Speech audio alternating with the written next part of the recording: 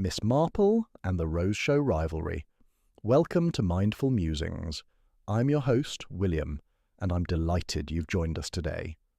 Before we begin this intriguing tale of garden secrets and village rivalries, I'd love to know where in the world you're listening from. Please share your location in the comments. I read every single one. Now, settle into your favourite chair with a warm beverage, and let me transport you to the peaceful village of St. Mary Mead, where even the most innocent of competitions can conceal the darkest of secrets. Let us begin. Chapter 1. The prize roses wilt at dawn. The first Saturday of June had always been sacred in St. Mary Mead, marked by the annual Rose Show, with the same punctuality that characterised the church bells and the Wednesday market. Miss Jane Marple stood at her cottage gate in the early morning light, her secateurs in one gloved hand, surveying the climbing roses that adorned her garden wall with quiet satisfaction.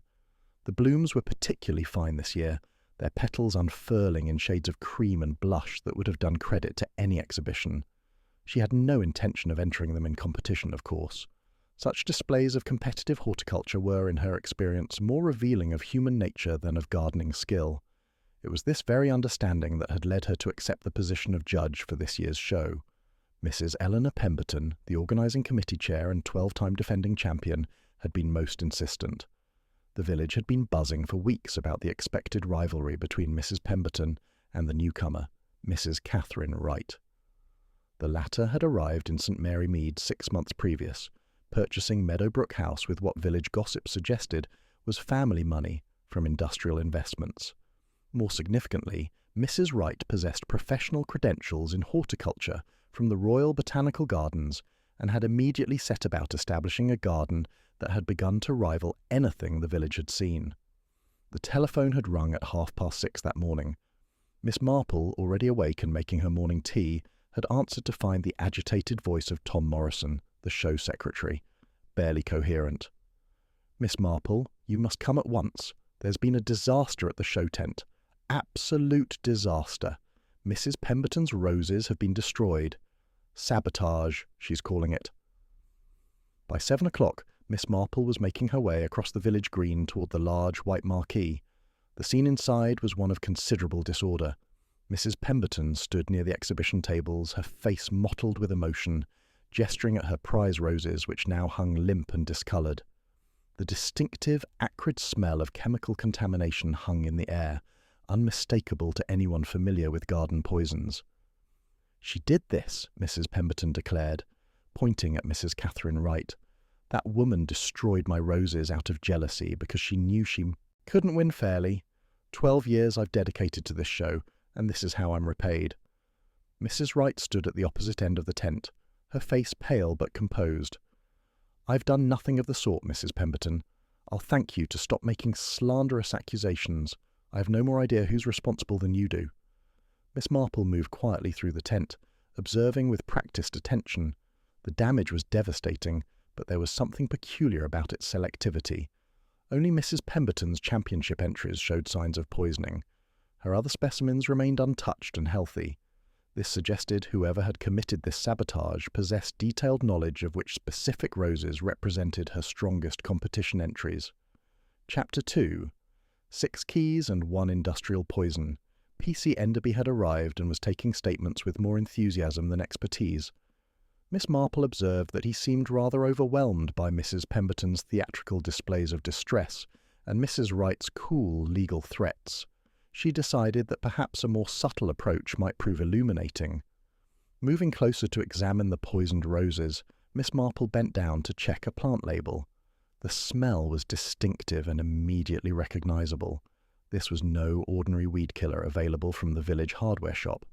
The chemical signature was that of an industrial-strength herbicide, the sort requiring professional credentials to purchase and handle safely.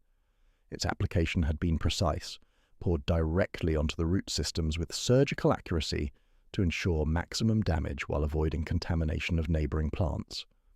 Tom Morrison approached Miss Marple, his pleasant face creased with worry.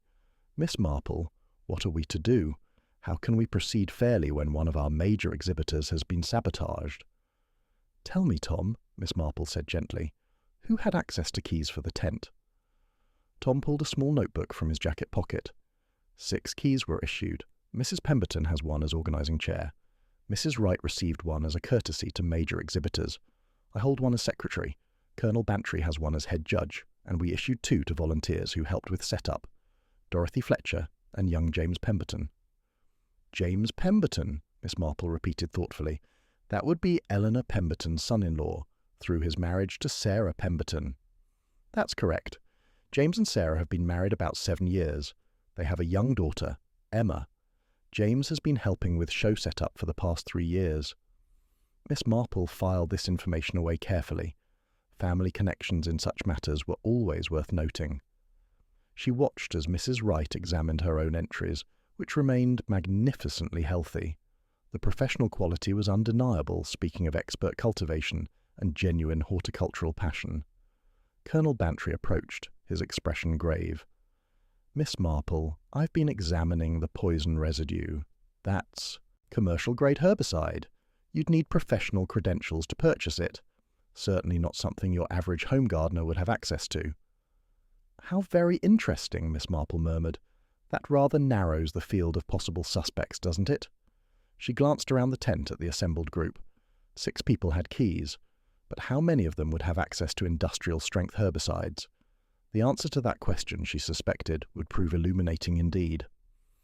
Later that morning, Miss Marple encountered Sarah Pemberton arriving at the tent, her face strained with worry. Her dark hair was pulled back severely, and she moved with careful tension. But it was her hands that caught Miss Marple's attention. Like Mrs. Wright's hands, they showed evidence of serious garden work, but with an additional detail. There were fresh chemical burns on Sarah's right hand, small but distinct marks, suggesting recent contact with caustic substances. Chapter 3. The Daughter-in-law's Hidden Credentials. Sarah approached her mother-in-law with visible hesitation. Mother Eleanor, I heard about what happened. James called me. Is there anything I can do to help? Mrs. Pemberton's response was surprisingly cool. I hardly think there's anything to be done now, Sarah. The damage is complete. My roses are destroyed, my reputation questioned, and the show will proceed without my entries. Miss Marple observed this exchange with considerable interest. The tension between mother-in-law and daughter-in-law was palpable, suggesting a relationship far more strained than village gossip had indicated. James seemed uncomfortable with his mother's tone toward his wife, shifting his weight awkwardly. Moving discreetly closer, Miss Marple positioned herself where she could overhear as Sarah drew James aside. Their voices were low, but her hearing remained remarkably acute when something interesting was being discussed. I had to come, Sarah said, even though I knew she'd react this way. Emma's with my mother for the morning. I know, love, but you know how Mother gets when she's upset. She's devastated about the roses. Those roses. Sarah's voice carried an edge.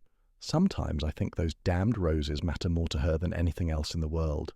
That's not fair, Sarah. They're her life's work. Can't I question them, when those same roses have caused nothing but problems, when her obsession with winning has cost us?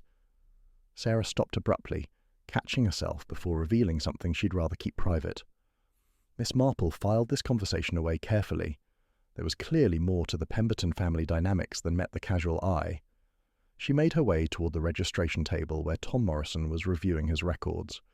Tom, she said casually, I notice you have quite detailed records of club membership history. Oh yes, I believe in proper documentation. These notes go back a decade. I couldn't help noticing an entry about Sarah Pemberton. It indicates she worked for Greenleaf Garden Design before her marriage. Tom nodded enthusiastically. Indeed. Sarah was with them for about 5 years. She had quite impressive credentials, actually. Completed her professional certification in landscape horticulture. The sort of qualifications that would allow her to purchase and handle commercial-grade horticultural supplies. Miss Marple felt a small chill despite the warmth of the marquee. Professional credentials in landscape horticulture would certainly include training in the safe handling of industrial herbicides. Sarah Pemberton possessed exactly the sort of qualifications that would give her access to the type of poison used to destroy her mother-in-law's prize roses. She observed Sarah again across the tent, noting the strained expression, the chemical burns, and the obvious tension in her posture. The pieces of a puzzle were beginning to assemble themselves, though the complete picture remained frustratingly just beyond her grasp. Chapter 4. The Grandmother's Chemical Garden. The afternoon brought a temporary lull in the drama as judging proceeded. Miss Marple, resuming her duties as judge, found herself examining entries with divided attention. Mrs. Wright's roses won handily in their categories, a fact that seemed to further inflame Mrs. Pemberton's sense of injustice. During the lunch interval, Miss Marple made an excuse to visit Pemberton Hall, ostensibly to offer condolences but actually to conduct discreet investigation. The house stood at the edge of the village, a handsome Georgian structure with extensive grounds. Eleanor Pemberton's gardens were indeed magnificent. The rose beds were immaculately maintained, demonstrating both classical design and modern cultivation techniques. But it was the greenhouse complex behind the main garden that drew Miss Marple's particular attention. The greenhouse was actually 3 connected structures. The first contained propagation benches. The second housed the main growing area with climate control. The third was locked with a surprisingly substantial padlock that seemed out of proportion to securing simple garden supplies. Finding the head gardener, Peter Grimshaw, Miss Marple engaged him in conversation. "Such beautiful grounds, Mr. Grimshaw. Mrs. Pemberton must be devastated about what happened." "Aye, that she is. 30 years I've known Mrs. Pemberton. Those roses represented years of work. You can't just replace that kind of cultivation." "I imagine the greenhouse is where much of that careful work happens." "State of the art, those greenhouses are. Mrs. Pemberton spares no expense." Grimshaw gestured toward the locked section. "That's Mrs. Pemberton's private workspace. Very particular about who has access. Even I'm not allowed in without her express permission. She keeps it locked and holds the only key herself." "How very careful of her." "Between you and me, miss, I've sometimes wondered about what exactly she does in there. She mixes her own fertilizers and growth solutions. Says it's old family recipes, but I've been a professional gardener for 40 years. Mrs. Pemberton's championship roses grow faster and larger than natural cultivation would produce. The bloom size, the color intensity, it's beyond what organic methods typically achieve." "Has anyone else expressed curiosity about these specialized techniques?" "Well, young Emma, Mrs. Pemberton's granddaughter, used to spend hours playing near the greenhouse, but about 6 months ago, Sarah put a stop to it. Said Emma was developing allergies. I thought it odd, but it wasn't my place to question." Miss Marple thanked Grimshaw and made her way back toward the village. The pieces were beginning to arrange themselves into a disturbing pattern. A locked greenhouse to which only Mrs. Pemberton had access. Unnaturally vigorous growth in her championship roses. A professional gardener's suspicions about chemical enhancement. And a young child who had been abruptly forbidden from playing near the greenhouse 6 months ago. She was beginning to understand not merely what had happened, but why. Chapter 5. The Child's Mysterious Illness. Miss Marple made her way to the library where Mrs. Bennet greeted her with surprised pleasure. "Miss Marple, how lovely to see you. I heard about the terrible business at the Rose Show." "I'm interested in local newspaper archives from the past year, particularly any articles about health concerns related to garden chemicals. Also, anything about the Pemberton family." Mrs. Bennet's expression grew thoughtful. "There was quite a concerning article about 3 months ago regarding chemical exposure risks in children. And as for the Pembertons, there have been several society page mentions, though fewer recently." Miss Marple settled into a quiet corner with newspaper archives. The article was comprehensive, discussing dangers of agricultural chemicals and their links to childhood illnesses. What caught her attention was a sidebar about growth hormones used in plant cultivation and their potential effects on young children with prolonged exposure. The society page mentions were revealing. 9 months ago, a photograph showed Emma Pemberton at her school's spring fair, a healthy-looking child with bright smile. 6 months ago, Emma looked noticeably thinner with dark circles. 3 months ago, a brief mention of Emma being absent from school due to illness. Since then, no further appearances in the local pages that had previously featured the child regularly. Miss Marple copied down key passages about symptoms associated with exposure to plant growth hormones. Chronic fatigue, digestive issues, developmental concerns, immune system suppression, all aligned disturbingly with what might explain Emma's apparent decline. Mrs. Bennet approached apologetically. "Miss Marple, since you're looking into matters concerning the Pemberton family, there's something you should know. Sarah. Pemberton has been coming to the library quite frequently over the past 6 months. She's been researching medical articles, environmental toxins, very focused. I've helped her access medical journals and chemical safety databases. She seemed quite distressed. Did she find what she was seeking? About 2 months ago, she asked if I could help her access records about chemical purchases in the area. I explained I didn't have access to such information, but I could see she was quite upset." Miss Marple thanked the librarian and made her way slowly through the village. The picture was becoming clearer. Sarah Pemberton had spent months researching environmental toxins. She possessed professional credentials to purchase industrial herbicides. She had access to one of the 6 keys, and she had a daughter whose health had mysteriously declined over the same period she'd spent time near her grandmother's chemical-enhanced greenhouse. Before making accusations, Miss Marple needed to speak with Sarah directly. She made her way to the cottage on Willow Lane where the young family lived. Chapter 6. A Mother's Desperate Research. Sarah answered the door, looking even more strained than that morning. Her eyes widened slightly when she saw Miss Marple.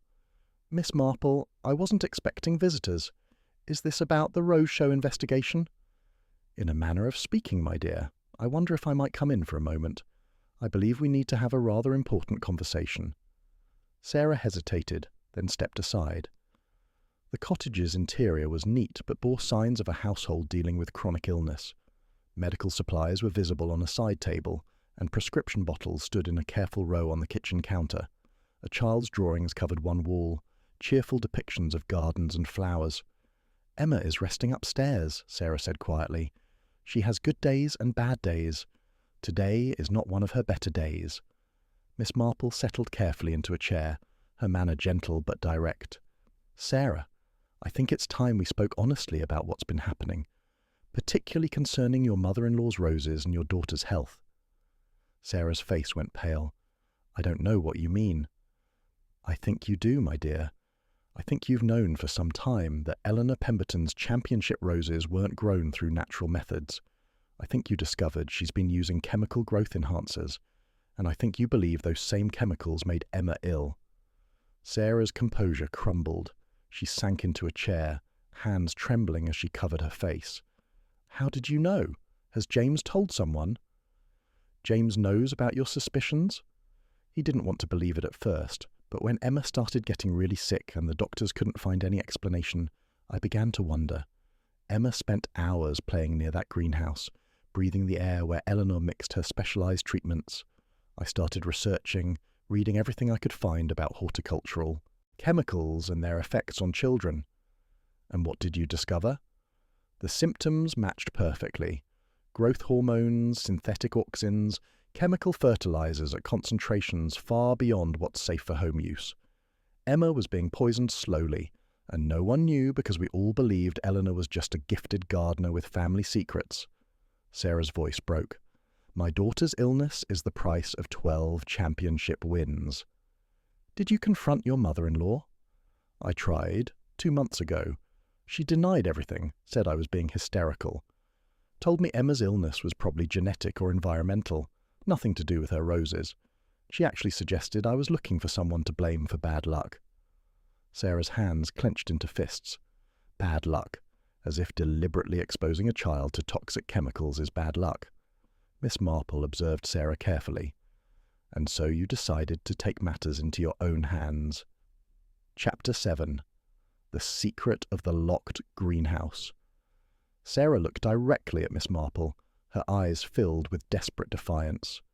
"I destroyed those roses, yes. I used my old credentials from Greenleaf to purchase industrial herbicide. I knew exactly how much to use and where to apply it for maximum effect. I wanted those championship roses dead, wanted Eleanor to feel a fraction of the devastation she'd caused." "When did you do it?" "Friday evening, after everyone left. I used my key from being a set-up volunteer. I was careful, precise. Only the roses that represented her best work, the ones she'd been cultivating with those damned chemicals for years." Sarah's voice was steady now, the confession seeming to bring relief. "I wanted her to understand that her obsession had consequences." Have you proof of the chemical use? Sarah rose and retrieved a folder from a desk drawer. I've been documenting everything for months. I managed to get samples from her locked greenhouse when she left it open briefly last month. I had them tested at a private laboratory. The results are here. Growth hormones at concentrations far beyond legal limits for residential use. Synthetic compounds that have been banned in several countries due to health concerns. Miss Marple examined the laboratory reports carefully. The evidence was damning. Eleanor Pemberton had indeed been using dangerous chemicals to enhance her roses, chemicals that posed serious health risks, particularly to children with repeated exposure. These reports are quite conclusive. Why didn't you take them to the authorities? Because she's James's mother. Because Emma loves her grandmother despite everything. Because I kept hoping there might be another way to stop her without destroying the family completely. Sarah's eyes filled with tears. I thought if I ruined her precious roses, if I showed her that her championship wins meant nothing when measured against Emma's health, she might finally understand, might finally stop.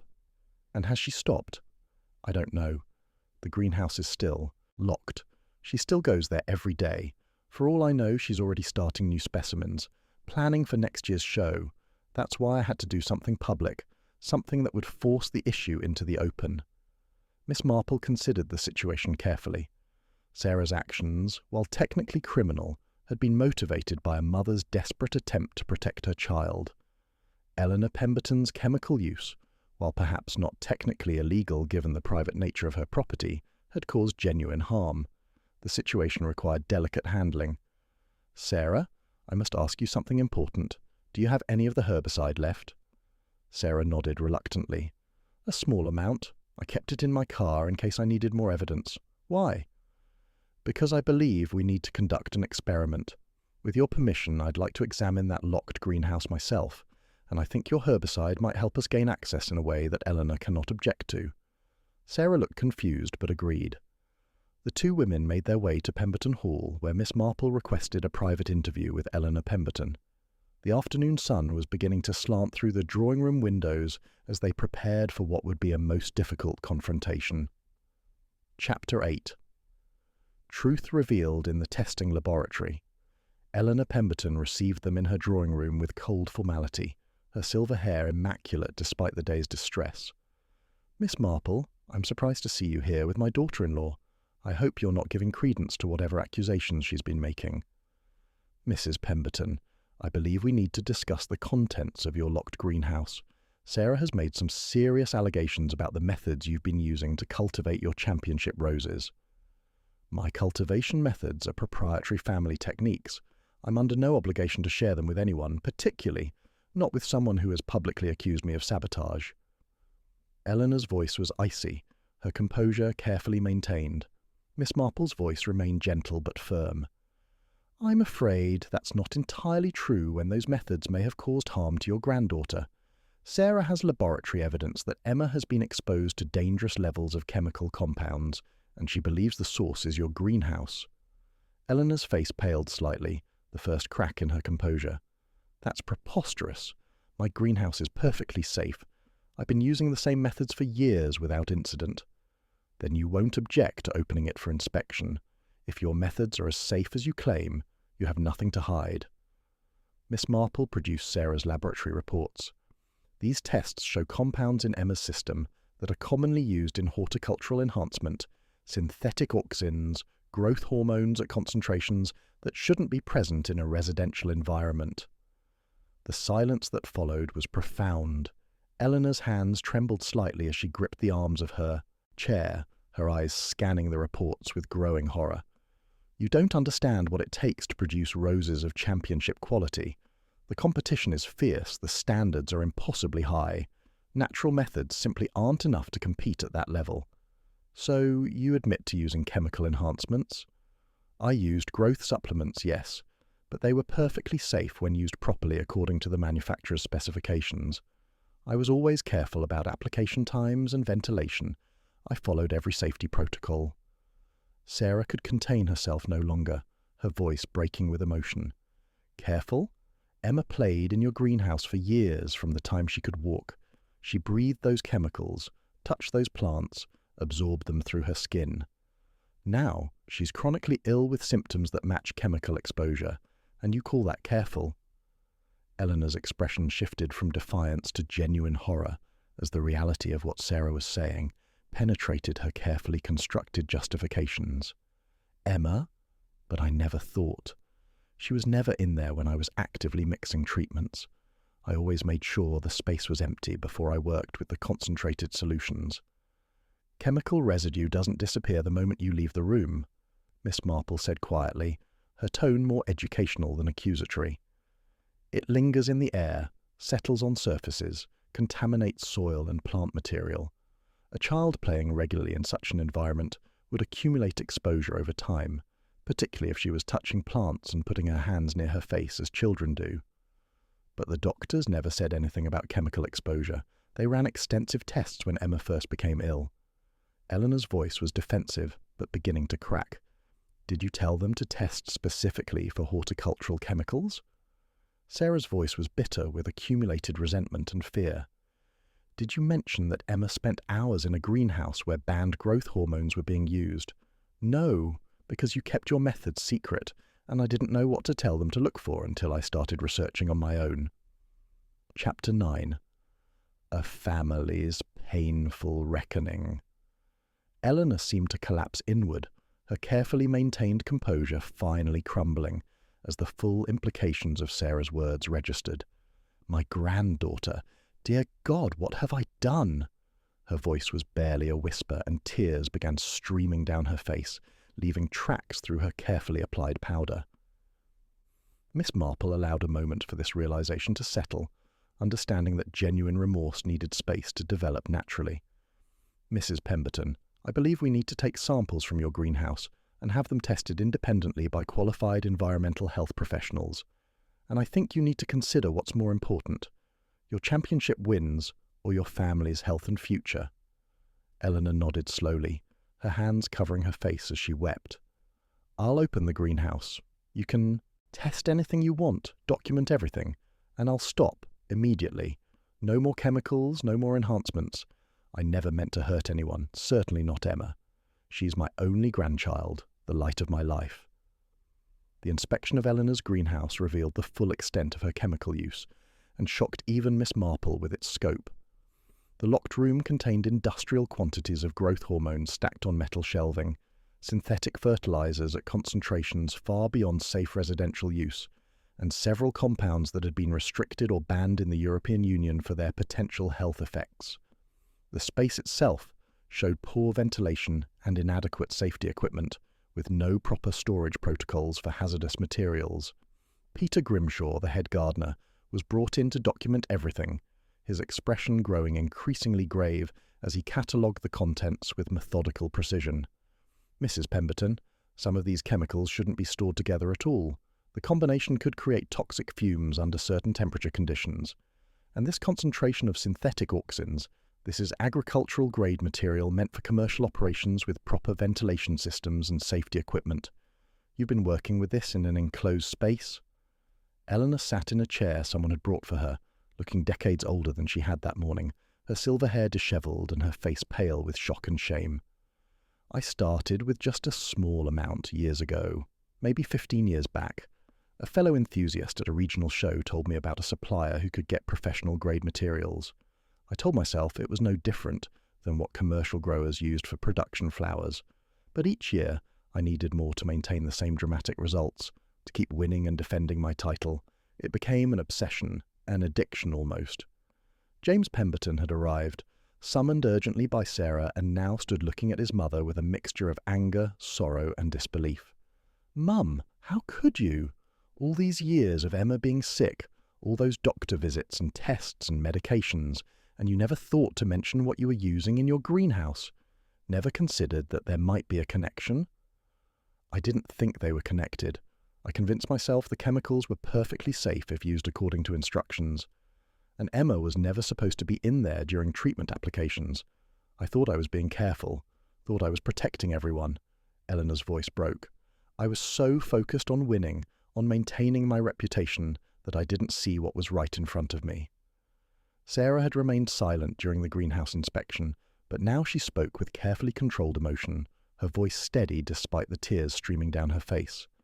"I destroyed your roses because I thought it was the only way to stop you, the only way to protect my daughter from further exposure. I was wrong about the method. Probably wrong to take matters into my own hands. But I wasn't wrong about the danger, was I? Emma deserves a grandmother who puts her health above competition wins and ribbons and reputation." Eleanor looked at her daughter-in-law with red-rimmed eyes, seeing her clearly perhaps for the first time. "You destroyed my roses." Chapter 10. The Rose Show begins again. 3 months had passed since the sabotage at the Rose Show, and St. Mary Mead had gradually returned to its usual rhythms, though the scandal had left lasting changes in the community's approach to competitive gardening. Miss Marple sat in her garden on a September afternoon, observing the late-blooming roses with quiet satisfaction. The autumn sun was gentle, and her climbing roses showed their final flush of the season in honest, natural beauty. Eleanor Pemberton had made a public statement to the garden club, acknowledging her chemical use and withdrawing from competitive rose showing permanently. The statement had been painful but necessary, and she'd faced the community's judgment with more grace than Miss Marple had initially expected.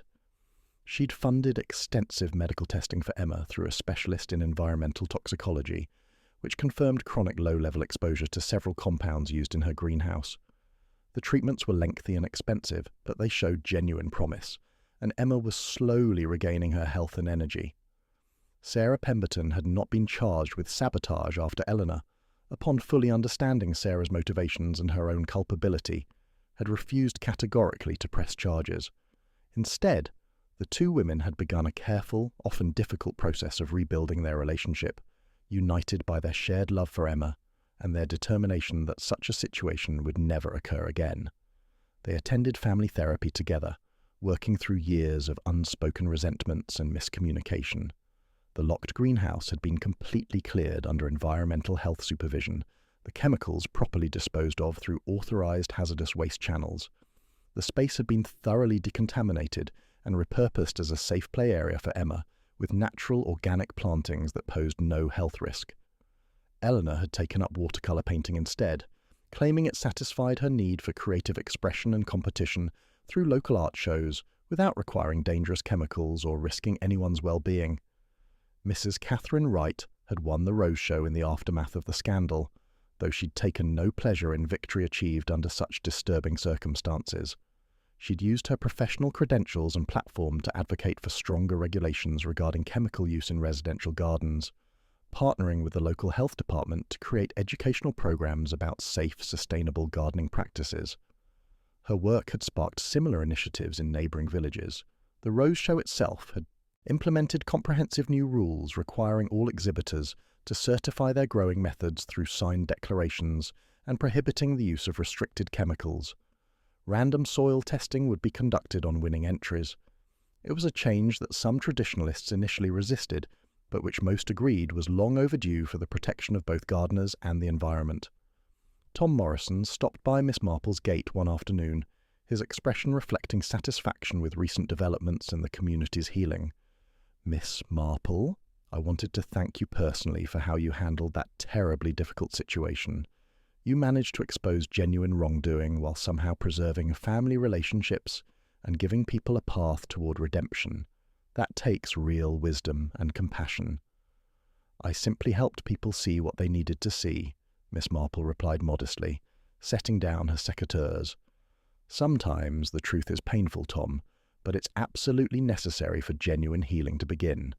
Secrets, particularly dangerous ones, have a way of poisoning more than just roses. Emma Pemberton is looking so much better now. I saw her playing in that converted greenhouse yesterday, laughing and running about. Sarah says the doctors are quite optimistic about her complete recovery given time and continued treatment. That's the best outcome we could have hoped for.